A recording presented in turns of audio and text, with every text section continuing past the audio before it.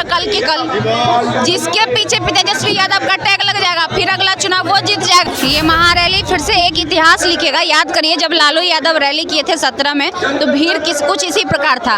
वो अगर किसी पार्टी ने पहली बार टैग दिया और आप विधायक बन गए, इससे बड़ा सम्मान क्या होता है जी। पहली बार एक युवा के कहने पे, एक 34 साल के युवा के कहने पे पूरा बिहार उठ के पटना आ गया है। ये अपने आप में एक बहुत बड़ी पहल। चेतन आनंद जिसके कभी जीत नहीं पाता, जीवन में वो विधानसभा का मुंह नहीं देखता, उसको बुला के एक युवा को तेजस्वी यादव विधायक बना दिए। इससे बड़ा सम्मान क्या होता है जी। ये भीड़ उस नेता को चुनना चाहता है जो नेता उसके लिए कुछ करना चाहता है। ये भीड़ बदलाव चाहती है बिहार में, क्योंकि उब चुकी है पुरानी और बुजुर्गों की राजनीति से। आरजेडी जैसा उदारवादी और समाजवादी दुनिया में कोई पार्टी नहीं है।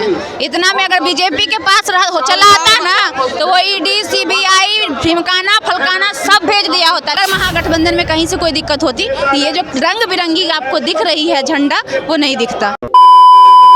नमस्कार, आप देख रहे हैं द पब्लिक बिहार। अभी हम मौजूद है पटना के ऐतिहासिक गांधी मैदान में, जहां आज महागठबंधन का जन विश्वास महारैली का आगाज हो चुका है। हमारे साथ खुशबू राय जी, हम उनसे बात करेंगे इस महारैली को लेकर क्या कह रहे हैं। ये महारैली फिर से एक इतिहास लिखेगा। याद करिए, जब लालू यादव रैली किए थे 17 में, तो भीड़ कुछ इसी प्रकार था और आज तक उनकी रिकॉर्ड को कोई नहीं तोड़ा। इस बार फिर से तेजस्वी यादव एक इतिहास लिखेंगे और इस इतिहास को फिर से कोई नहीं तोड़ पाएगा, क्योंकि पहली बार एक युवा के कहने पे, एक 34 साल के युवा के कहने पे पूरा बिहार उठ के पटना आ गया है। ये अपने आप में एक बहुत बड़ी बात है। क्या दर्शाता है? काफी ये भीड़ दर्शाता है कि भीड़ जो है वैसे इंसान के साथ है जो इंसान उसके बारे में सोचता है।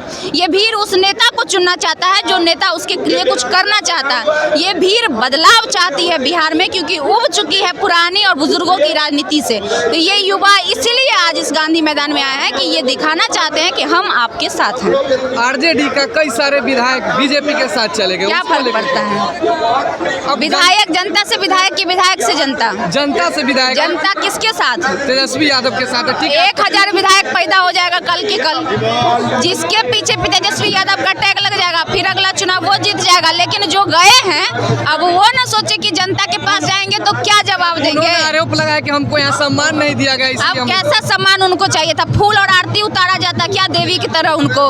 आपको अगर किसी पार्टी ने पहली बार टैग दिया और आप विधायक बन गए, इससे बड़ा सम्मान क्या होता है जी।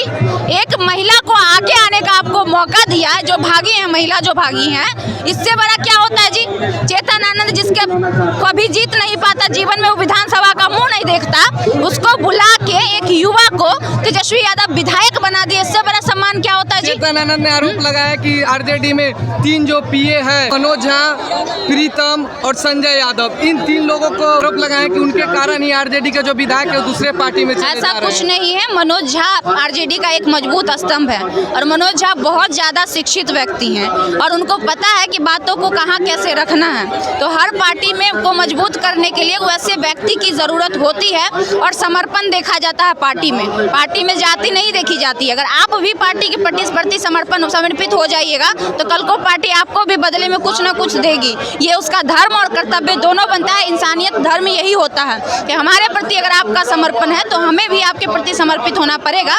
तो मनोज झा, संजय यादव ये डिजर्व करते हैं जो वो मेहनत किए हैं। कहीं ना कहीं आज तेजस्वी यादव जो दिख रहे हैं, उनके पीछे बहुत बड़ा हाथ एक संजय यादव का है, क्योंकि हमेशा हर पग पग पर संजय यादव उनके पीठ पे खड़े रहे हैं। और उस इंसान को अगर कुछ दे दिया जाए, तो आपत्ति किस बात की?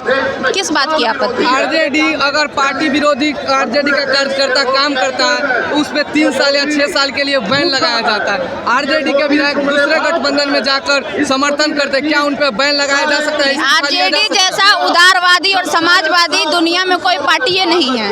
इतना में अगर बीजेपी के पास चला आता ना, तो वो ईडी, सीबीआई, ढिमकाना फलकाना सब भेज दिया होता। लेकिन अभी तक तेजस्वी यादव सभी लोगों का सम्मान कर रहे हैं। ये अपने आप में एक उच्च विचार है और ये उच्च विचार आज तक किसी नेता में देखने को नहीं मिला। कार्यकर्ता पे बैन लगाते हैं, विधायकों पे क्यों बैन नहीं करते? नहीं, बैन की बात नहीं, आप नहीं समझे हमारी बात को।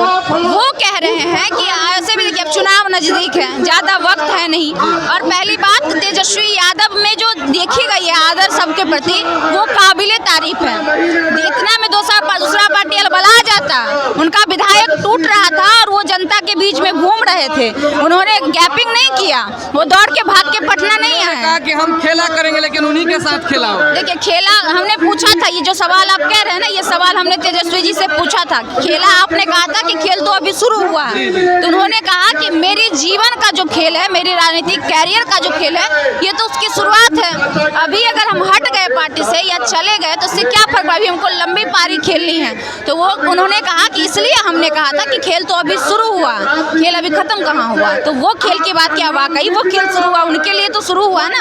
उनकी राजनीतिक कैरियर 15 में शुरू हुई, ज़्यादा बड़ा तो है नहीं, अभी लंबा खेलना है उनको, तो इसलिए उन्होंने कहा। आज आने वाली लोकसभा चुनाव और विधानसभा चुनाव किस नज़र से देख रहे हैं, जो भीड़ है इसके मद्देनजर रखते हुए किस नजरिया से? आने वाले विधानसभा चुनाव में तो बहुत बड़ा बदलाव होगा। इनफैक्ट इस बार लोकसभा चुनाव में भी आपको बदलाव दिख जाएगा, क्योंकि इस बार बिहार की जनता ने मन बना लिया है कि वैसे सभी लोगों को भगाना है जो बिहार के विकास के बारे में नहीं सोचते। भाजपा ने तो अपना लमसम 150 कैंडिडेट का नाम भी फाइनल कर चुका है लोकसभा चुनाव के लिए। इंडिया गठबंधन में अभी आप बताइए, आपको हम 80 आदमी में 5 आदमी चुनने बोलेंगे, आप 20 आदमी में 5 आदमी चुनने बोलेंगे, तो कठिनाई किसमें होगा? आप बताइए, कठिनाई किसमें होगा?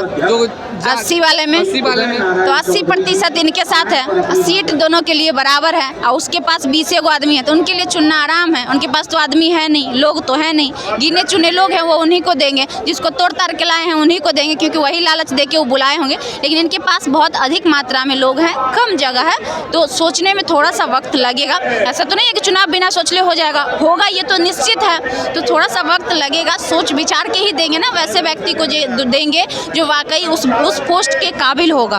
तो थोड़ा सा कठिनाई हो रही है, इसमें कहीं से कोई दिक्कत नहीं है, कठिनाई हो रही है तो फिर होगी फाइनल। ठीक है ना इंडिया गठबंधन? बहुत ठीक है, नहीं ठीक रहता तो ये दिखता जी।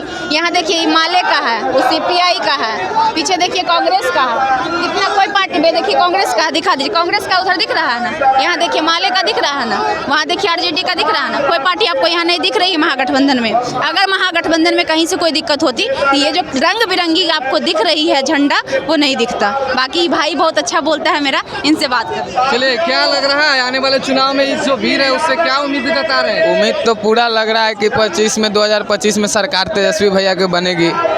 ये जो रैली देख रहे हैं ना, जन सैलाब उमड़ा हुआ है गांधी मैदान में, तो ये तो बिल्कुल लग रहा है कि 25 में उनकी सरकार बन जाएगी। जनता चाह रही है, क्योंकि वो 17 सालों में नहीं हुआ, वो 17 महीना में कर दिए, तो जनता क्यों नहीं चाहेगी भाई? तो इन 25 में आना उनको तय है तेजस्वी भैया। चलिए, तो अगर हमारे चैनल से अभी तक नहीं जुड़े तो द पब्लिक बिहार फेसबुक पर फॉलो करें और यूट्यूब पर सब्सक्राइब करें।